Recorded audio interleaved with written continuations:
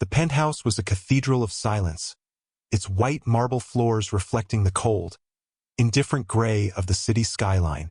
Julian Vance stood before the floor-to-ceiling window, a ghost in $1,000 suit, watching the world move below him. He was the master of this universe, the CEO of Vance Innovations, a name synonymous with ruthless efficiency and groundbreaking tech. Yet, the silence in his own home was absolute, broken only by the hum of the climate control system.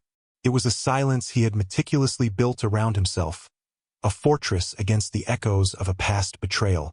His phone buzzed, a summons from the world he commanded. He ignored it. His gaze was fixed on a small, manicured park nestled between skyscrapers, the only patch of green in a world of concrete and steel. It was where his son, Leo, was having his supervised playtime with his nanny. "Mr. Vance." The nanny's voice, tinny through his earpiece, crackled with anxiety. There's a situation." Julian's blood ran cold. He was on the move before she finished the sentence, grabbing his keys, his mind a frantic storm of worst-case scenarios. He arrived at the park in minutes, his long strides eating up the pavement. He saw it from a distance. Leo, his small frame trembling, backed against a bench by a larger boy with a cruel sneer. Braden Croft, of course, the son of his most despised rival, Sterling Croft.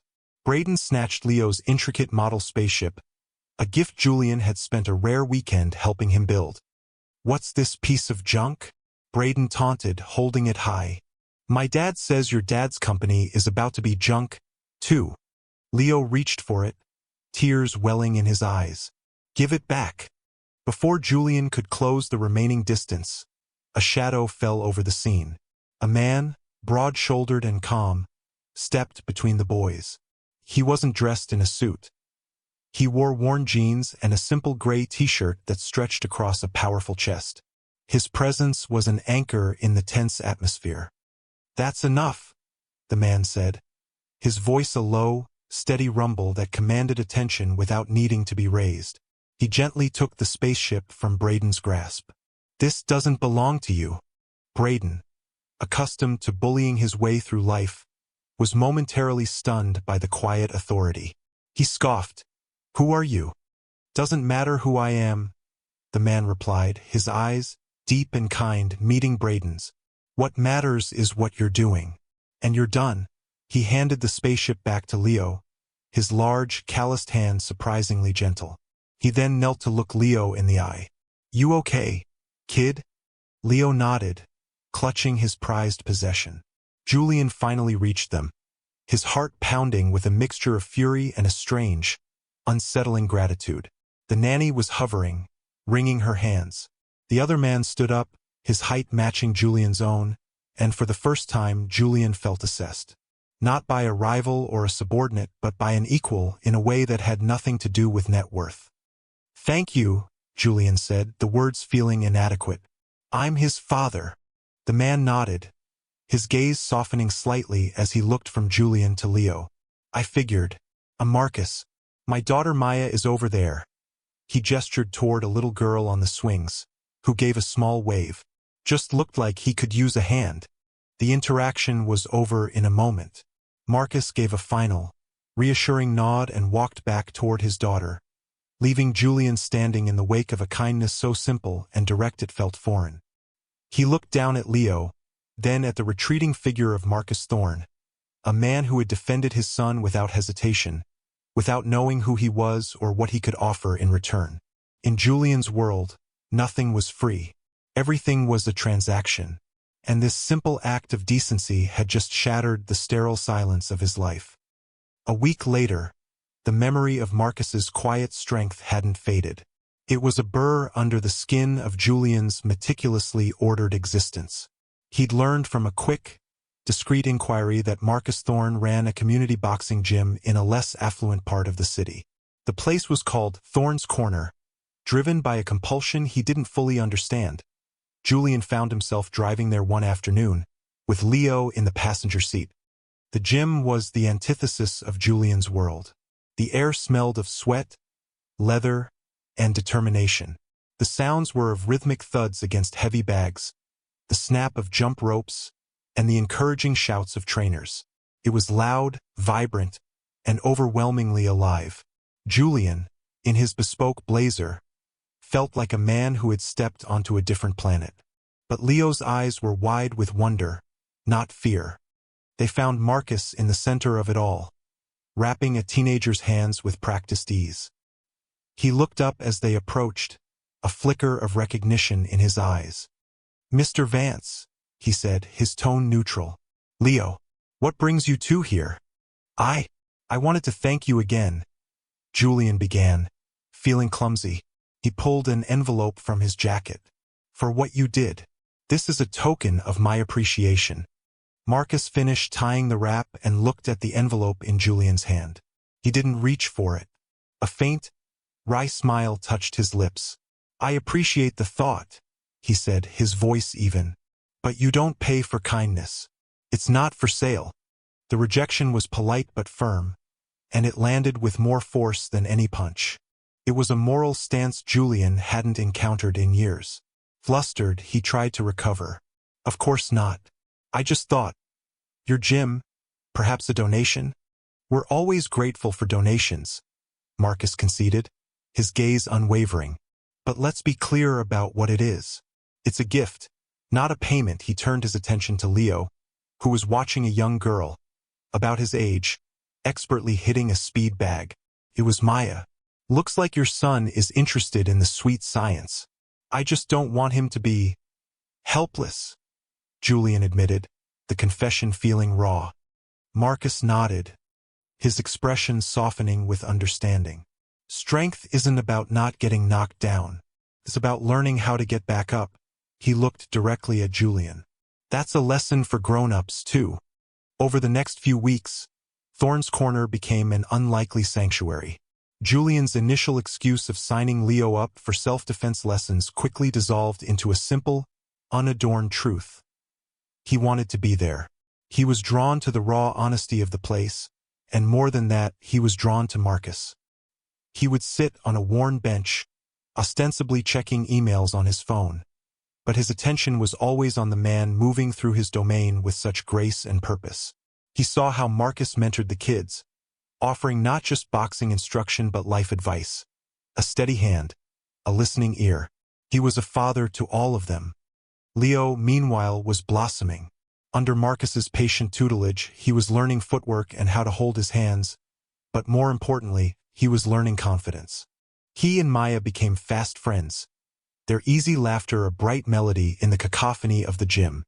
One evening, long after the last of the kids had gone home, Julian found Marcus in the back, wrestling with the frayed cable of a weight machine. The gym was quiet now, filled with the ghosts of the day's energy. "Need a hand?" Julian offered, surprising himself. Marcus looked up, a smear of grease on his cheek. "You know anything about pulley systems?" "I run a tech company," Julian said with a half-smile. "I know a thing or two about complex machinery." They worked in comfortable silence for a while, the only sounds the clinking of metal and their quiet breathing. The task was grounding, real. It was a problem with a physical solution, a refreshing change from the abstract battles of the boardroom. "Why'd you stop?" Julian asked suddenly, the question hanging in the still air. Marcus paused, his hands still. "Stop what?" "Fighting. I looked you up. You were undefeated. The Gentleman Hammer, they called you. You were one fight away from a title shot, and then you just walked away." Marcus leaned back against the machine, wiping his hands on a rag. He stared at a faded poster on the wall, a picture of a younger, fiercer version of himself, championship belt slung over his shoulder. "My wife, Elena, she was my biggest fan," he began, his voice softer now, laced with a profound and gentle sorrow. "She was at every fight. Her voice was the only one I could hear in the crowd. The day I signed the contract for the title fight was the happiest day of our lives." He took a deep breath. 2 weeks later, she was gone. A brain aneurysm. No warning. One minute she was laughing in the kitchen with Maya. The next, she was gone. Julian felt the air leave his own lungs. He could only listen, a silent witness to a pain he couldn't fathom. The world just stopped, Marcus continued, his eyes distant. The championship, the money, the fame, it was all dust. None of it mattered. All that mattered was this little girl who had just lost her mom. She needed her dad. Not a champion. Not a celebrity. Just her dad. So I walked away. Best decision I ever made. He didn't say it with a hint of regret or self-pity. He said it like a fundamental truth, as solid and unshakable as the floor beneath them. In that moment, Julian saw the source of Marcus's incredible strength. It wasn't in his fists. It was in his heart. It was a strength born of sacrifice, of choosing love over ambition. It was everything Julian wasn't. Their friendship, tentative at first, solidified into a quiet routine. Afternoons at the gym bled into shared dinners at a local diner where the owner knew Marcus by name and always had a lollipop for Maya and Leo. Julian, who was accustomed to Michelin-star restaurants and private chefs, found himself looking forward to the simple comfort of a cheeseburger and a chocolate milkshake shared across a worn Formica tabletop. He learned about Marcus's love for old jazz music, his surprisingly deft skill at fixing anything with a motor, and the way his eyes lit up whenever he talked about Maya. In turn, Julian found himself opening up in ways he never had before. He talked about the crushing pressure of his work, the emptiness of his success. He even laughed. It was a strange, rusty sound at first, but it grew more frequent, more genuine, spurred on by Maya's unfiltered observations about his fancy car and Leo's quiet, developing wit. The change in Leo was the most profound. His son, who had always been so timid and reserved, was now more outgoing, more self-assured. He idolized Marcus, mimicking the way he stood, the way he spoke. One afternoon, Julian watched as Leo, who had fumbled a combination on the practice pads, looked up at Marcus, expecting criticism. Instead, Marcus just smiled. "It's all right, champ," he said, ruffling Leo's hair. "Even the best of us miss a step. Just reset, take a breath, and come back stronger." Julian felt a pang in his chest, a complex cocktail of gratitude and envy. Marcus was giving his son something that all of Julian's money and power could not buy, a model of gentle, unwavering masculinity. He was repairing a part of his son that Julian hadn't even realized was broken. Their bond deepened one rainy Tuesday evening. A sudden downpour had trapped them at Marcus's apartment after dinner. It was a small, humble place, but it was filled with a warmth and love that Julian's sprawling penthouse glaringly lacked. Framed photos of a smiling Elena were everywhere. The kids had fallen asleep on a pile of cushions on the floor, their hands nearly touching. The rain beat a soft rhythm against the window pane. Marcus handed Julian a mug of tea. "You've been carrying something heavy for a long time," Marcus said, not as a question, but as a statement of fact. "It's in your eyes, even when you smile." The simple, empathetic observation was the key that unlocked the vault. The story of his own betrayal spilled out of Julian, a torrent of long-suppressed pain. He spoke of Catherine, his ex-wife, how he had believed their love was real, only to discover she had been having an affair with a business rival, Sterling Croft. The marriage had been a long con. She hadn't loved him. She had loved his name, his status, his future. The divorce had been a brutal, public affair. Catherine had tried to use Leo as a pawn, fabricating stories of neglect to try and gain full custody and a larger settlement. "She told me to my face that love was a currency, and I was just a good investment that had matured," Julian said, his voice thick with the memory of the humiliation. "I won. I kept my son, I protected my company. But I lost. I lost the ability to trust anyone. I built walls so high no one could ever get close enough to hurt me or my son again."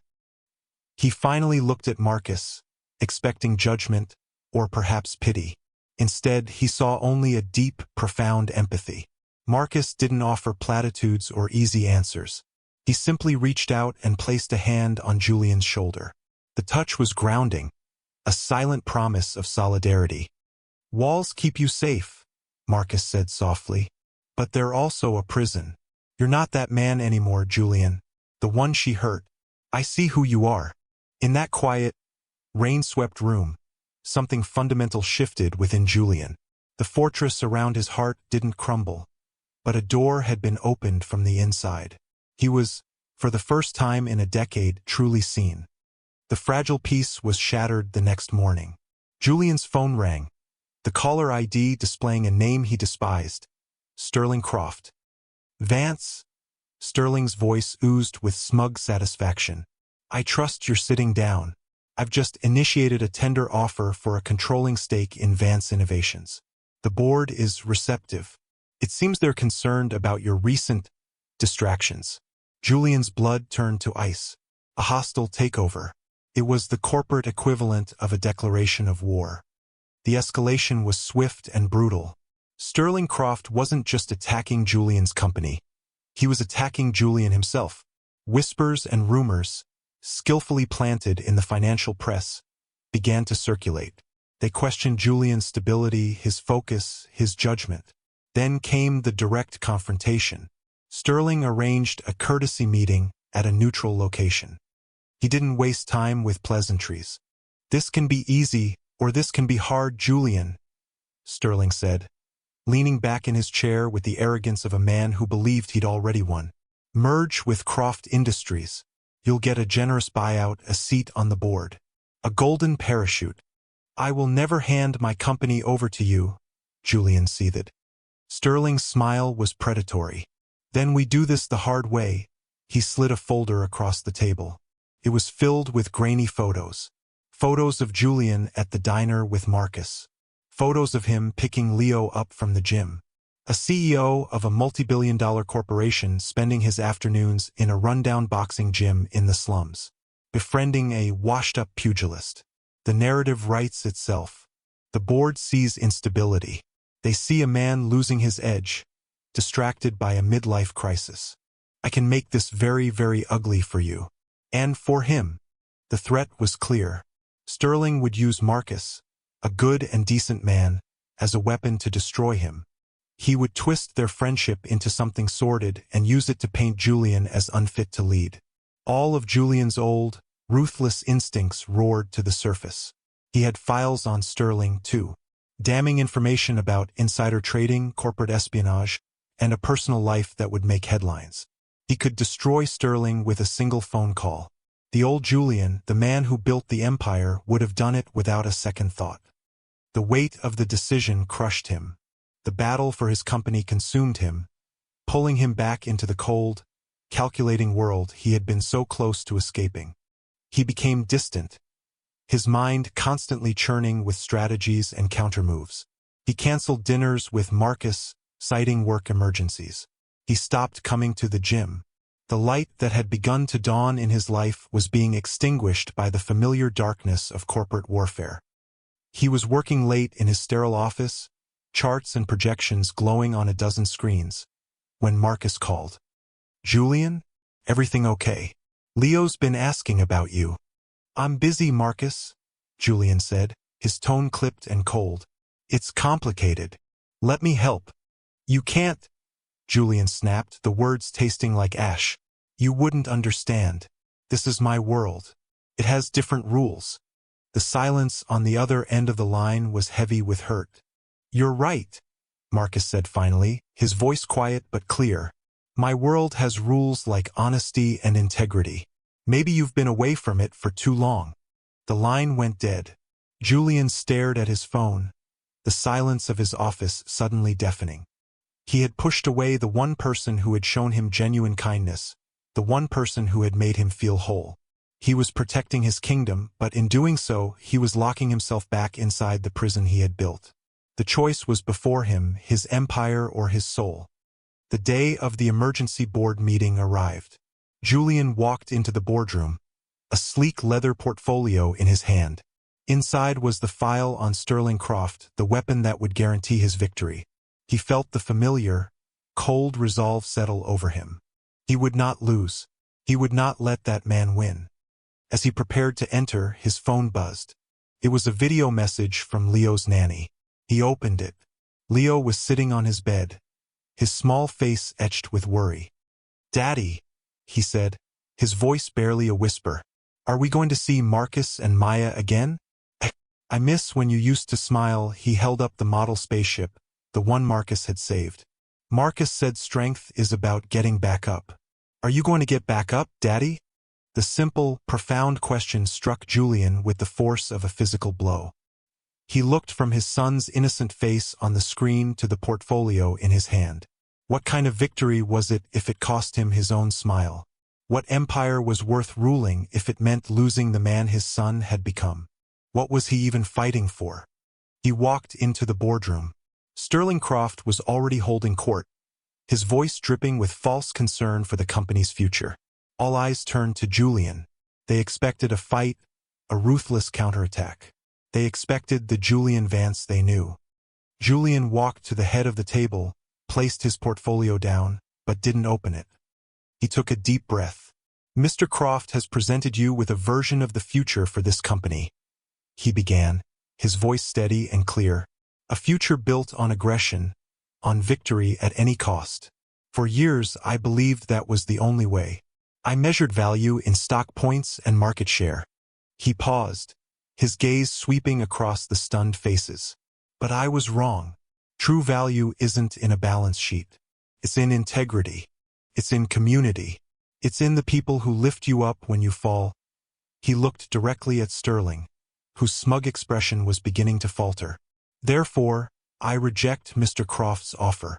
But that's not all. He straightened his tie. Effective immediately, I am stepping down as CEO of Vance Innovations. I will be placing my controlling shares in a trust, and I am promoting Elizabeth Shaw to lead this company. She is a brilliant leader who shares the values I have only recently come to understand. A wave of murmurs swept the room. Sterling looked aghast. As for me, Julian continued, a genuine smile spreading across his face for the first time in days, I'm starting a new venture, a foundation dedicated to funding community outreach programs. Programs like a small, unassuming boxing gym that teaches kids more than just how to throw a punch. Teaches them character. It teaches them heart. He had made his choice. He wasn't choosing to lose. He was choosing to win something far more important. He turned and walked out of the room, leaving behind a kingdom of glass and steel for a home built on something real. He didn't look back. The first thing he did was drive to Thorne's Corner. The familiar sounds and smells washed over him, a balm to his frayed nerves. He found Marcus hitting the heavy bag, each thud a release of frustration and worry. The bag stilled as Marcus saw him. Julian? I'm sorry, Julian said, the words rushing out. I was a fool. I was afraid of losing a world I don't even want anymore. He walked closer, his heart pounding. I pushed you away because Sterling threatened to use us to hurt my company. And my first instinct was to fight him his way. With dirt. He stopped just before Marcus. But then I realized I wasn't fighting for the company. I was fighting for my pride, for my past. And it wasn't worth it. None of it is worth it without. He trailed off, the unspoken words hanging between them. Marcus's expression softened, the hard lines of worry melting away, replaced by a deep, knowing understanding. Without what, Julian? Without this, Julian said, gesturing around the gym, at the faded posters, the worn-out equipment, the sheer, beautiful honesty of it all. Without you, he finally met Marcus's gaze. I stepped down. I left it all behind. The company was a kingdom, Julian whispered, his voice thick with emotion. But your gym, this is a home. A slow, brilliant smile spread across Marcus's face. He closed the small distance between them and pulled Julian into a firm, grounding hug. In that embrace, surrounded by the echoes of hard work and hope, Julian Vance finally felt like he had won. 1 year later, the sun shone brightly on the grand opening of the Thorne Vance Community Center. The old gym had been expanded and renovated, and next to it, where a derelict lot once stood, was a thriving community garden. Julian, dressed in jeans and a faded t-shirt, knelt in the rich soil, showing Leo how to gently pat the earth around a young tomato plant. Nearby, Marcus was laughing as Maya tried to wash a streak of mud off his nose. They were a family, forged not by blood, but by choice. The sterile penthouse was a distant memory, replaced by a warm, comfortable house with a big backyard just a few blocks away. Julian's new foundation was thriving, but his real work was here, with his hands in the dirt, beside the man he loved. As Marcus came over and knelt beside him, their shoulders brushing, Julian looked at the life they were building. He watched their children laughing together under the warm sun and understood with absolute clarity. True wealth wasn't counted in dollars or stored in vaults. It was measured in shared laughter, in the quiet strength of a helping hand, and in the courageous, breathtaking discovery that the safest place in the world was a heart you could finally call home.